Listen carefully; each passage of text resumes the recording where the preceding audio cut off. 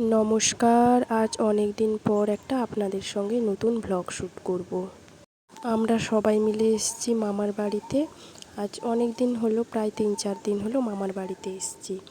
আর মামার বাড়িতে একটু ভালো মন্দ খাওয়া দাওয়া হয়েছে, তারপরে প্রচণ্ড গরমও পড়েছে। তাই আমরা সবাই ভেবেছিলাম একটু রাতের বেলা হাঁটাহাঁটি করব, ওই সামনের রাস্তাটায় আর কি। আমি, মা, বৌদি, বোন সবাই মিলে চলে গেছিলাম। রাতের বেলা সামনের রাস্তাটাকে খুব অপূর্ব লাগছিল। ওপরে বেশ আলো জ্বলছিল, তারপর বিভিন্ন বিভিন্ন ফুলের গাছ। আর এই সামনেই একটা মন্দির আছে, ওই মন্দিরটাকে জুড়েই এই সব গাছ আর কি।